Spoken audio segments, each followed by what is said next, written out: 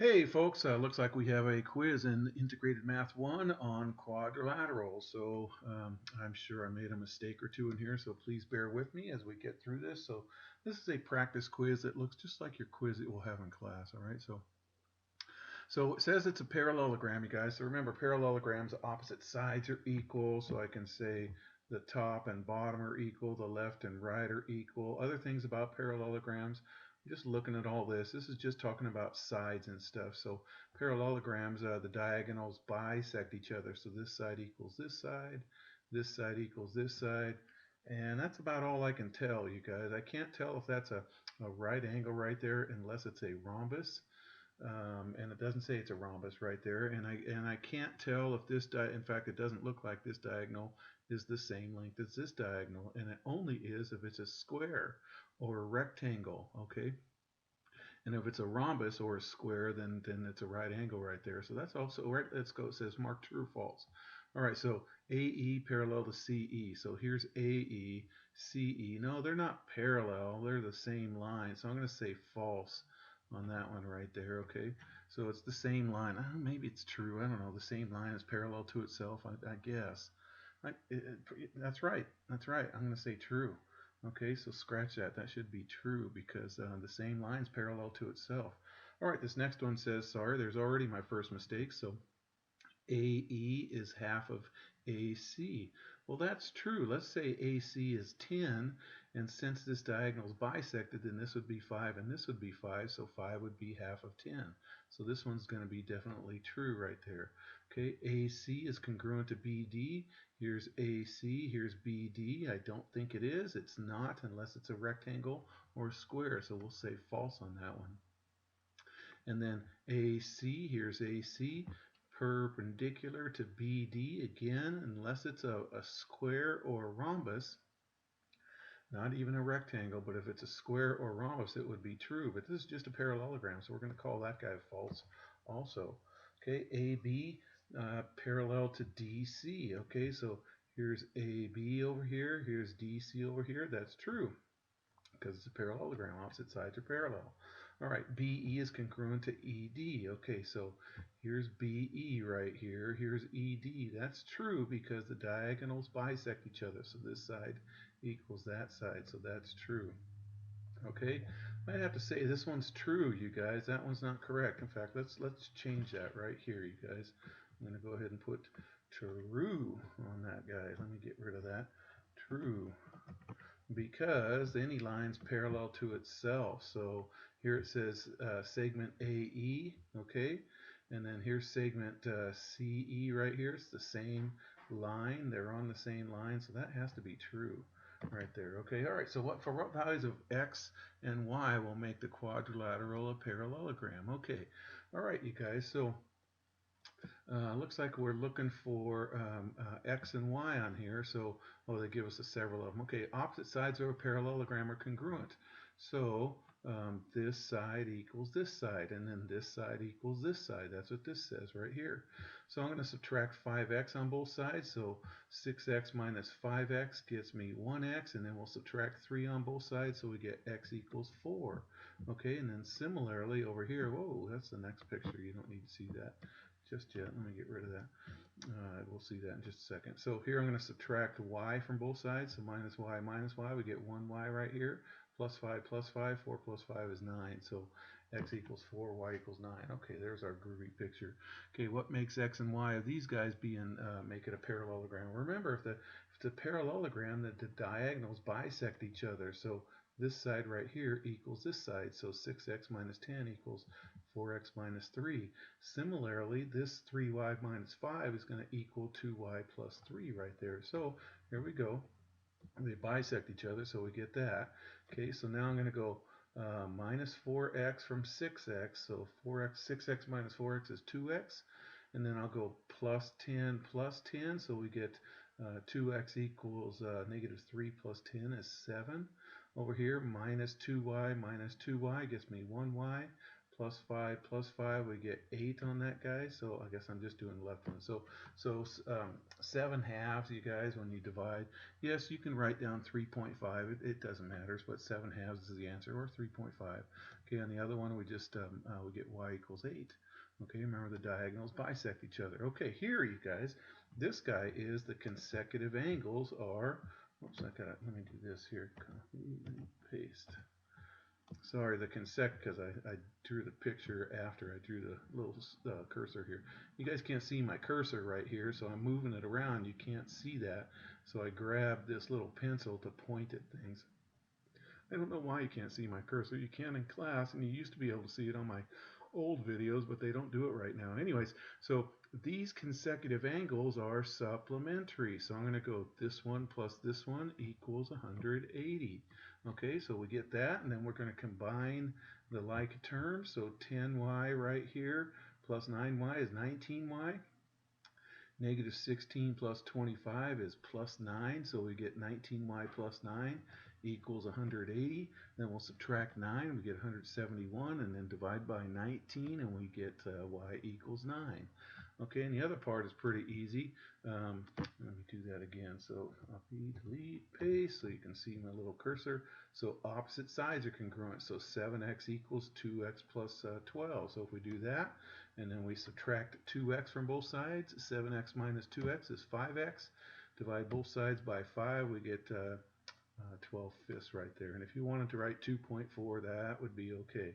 All right, so for each, write always, sometimes, or never. Okay.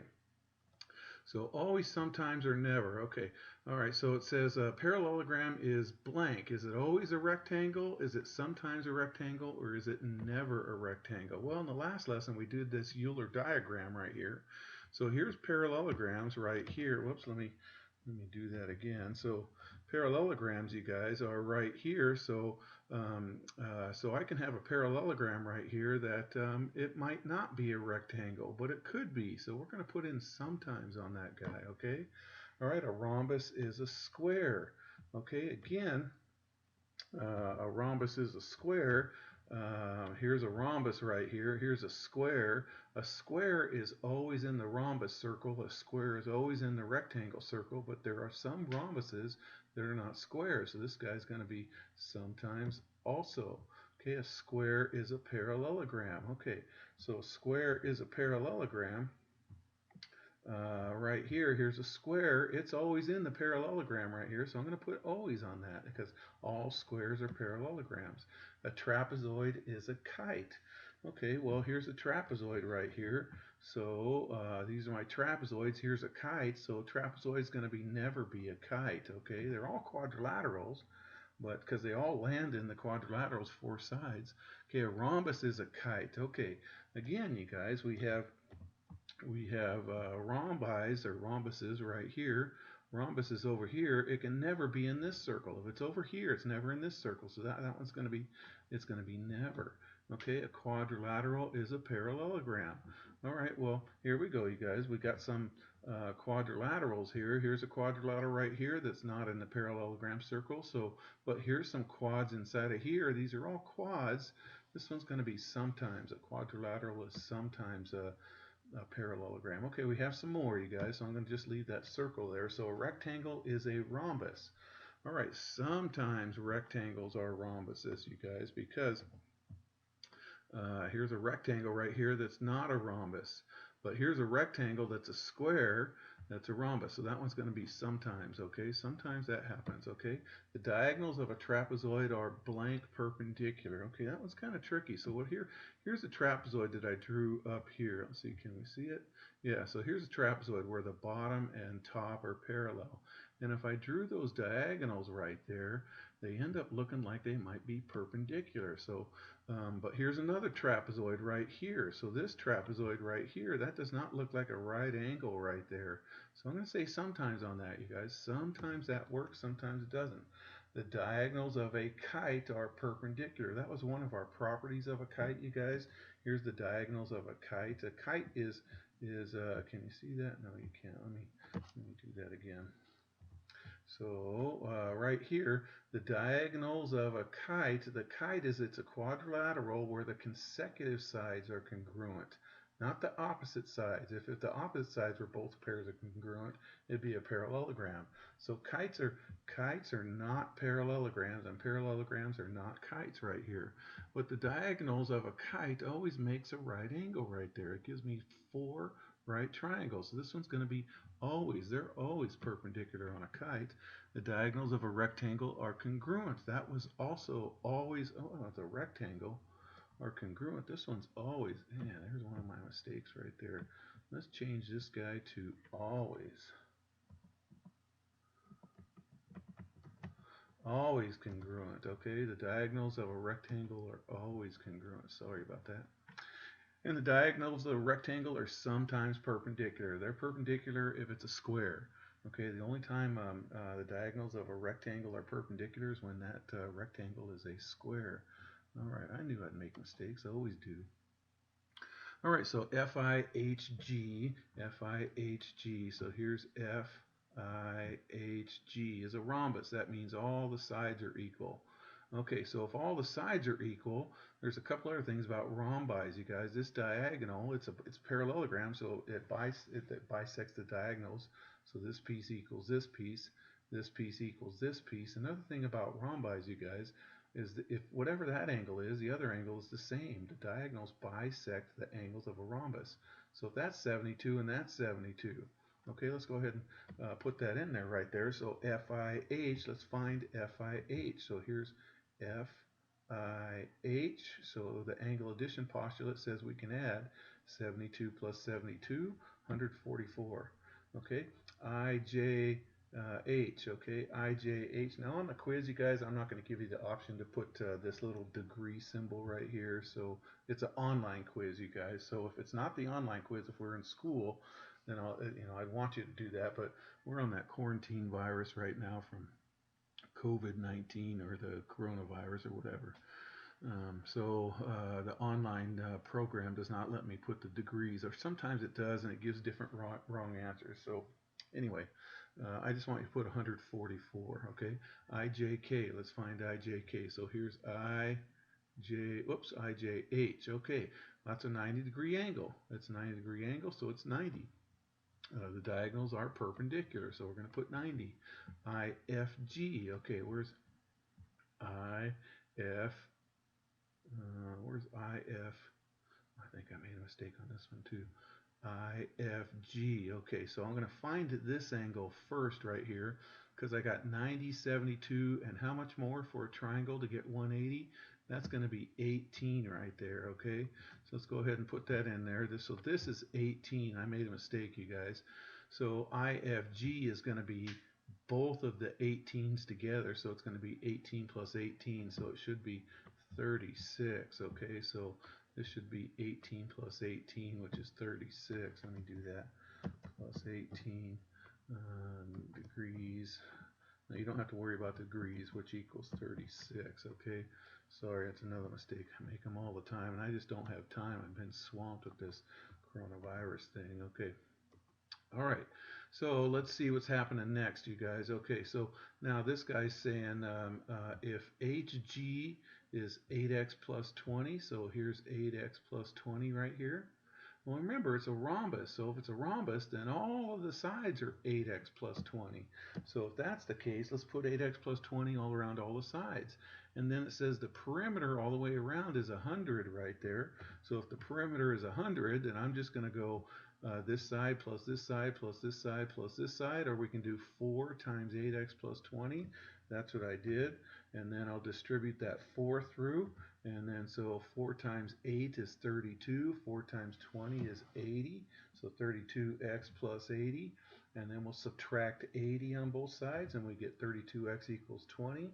Then divide both sides by 32. 20 over 32. Let's reduce that. Let's see. I know what goes into 4 goes into those. 4 goes into this the top number 5 times, into that number 8 times. Okay, so we get 5/8. That would be the answer I'd like you guys to be able to get. But for you calculator dependent kids, yeah, I'll take 0.625, 0.625, okay? All right, let's go ahead and keep going here. So this says it's a trapezoid. Okay, so since it's a trapezoid, you guys, and look, the markings say this side equals this side. So it's not just a trapezoid, it's an isosceles trapezoid. And if it's an isosceles trapezoid, then the diagonals are congruent. I'm sorry, the diagonals aren't congruent. Um, RP, yeah, the diagonals are congruent. Okay, so this diagonal equals this diagonal. I was thinking right angle, sorry, when I was thinking that. So isosceles trapezoids means the diagonals are congruent. They're also congruent on a rectangle and a square. That's the only time they are. All right, so find x. Okay, so since it's a trapezoid, you guys, these guys are called same-sided interior angles or consecutive interior angles, or I'm just going to say the consecutive angles are supplementary, so we just add them up to be 180. So 9 plus 63 is 72. Subtract 72 from 180, we get 108, and 6 goes into 108 18 times, so x equals 18. All right, so here number B says, I know, RP is 15, so if RP is 15, so is QO, because it's an isosceles trapezoid. If it wasn't isosceles, if I didn't see these markings, I wouldn't know how to answer that question, okay? So since it's isosceles, then those diagonals are congruent. All right, so here it says find each length. So number A says find the length of xy. Okay, remember, the theorem goes like this. A midsegment equals half of the sum of the two sides. So half of 12.5 plus 10.3. Okay, so if I add 12.5 plus 10.3, I get 22.8. And then just take half of that, so we get 11.4. Okay, this one says find JM. This time they give us the midsegment 9.8. So I'm going to let this side be X right there. That's what JM is going to be.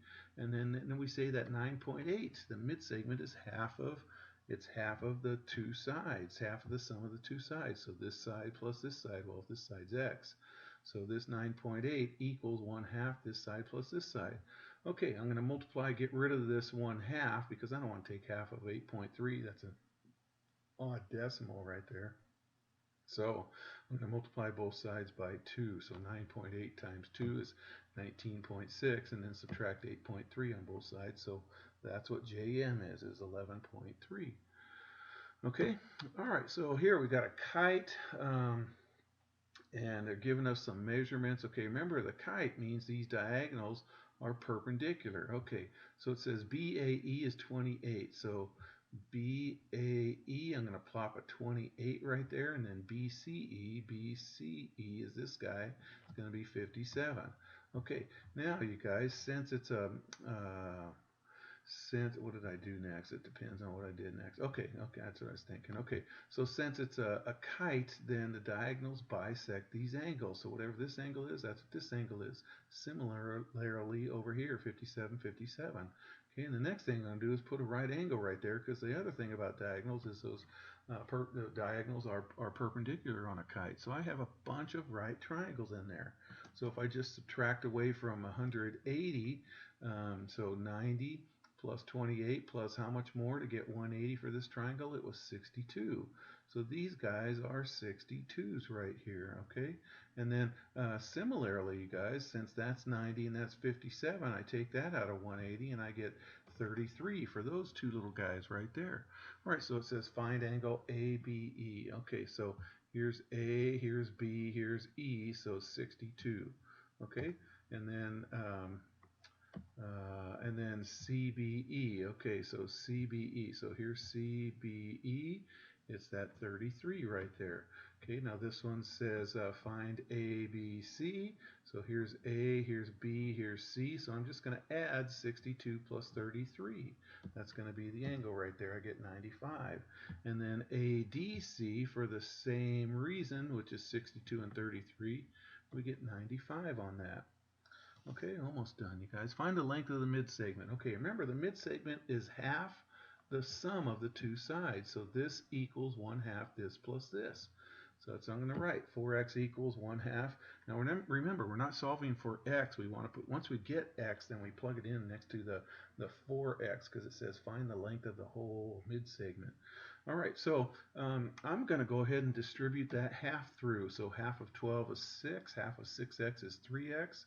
and then we'll subtract 3x on both sides, and we get 1x equals 6. Remember, we want to know what's 4x, so 4 times 6 is 24.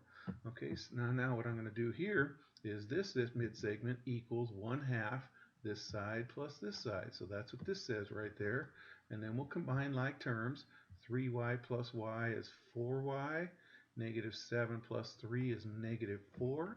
And then now I'll distribute the half through. So half of 4 is 2. So we get that. And then what I'm going to do is mentally subtract y from both sides. So 2y minus y is 1y. And then we'll go plus 2 plus 2. 6 plus 2 is 8. So we get y equals 8.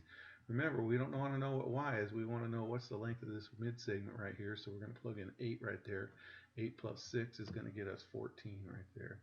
All right, you guys. Hey, good luck on your test. Take care.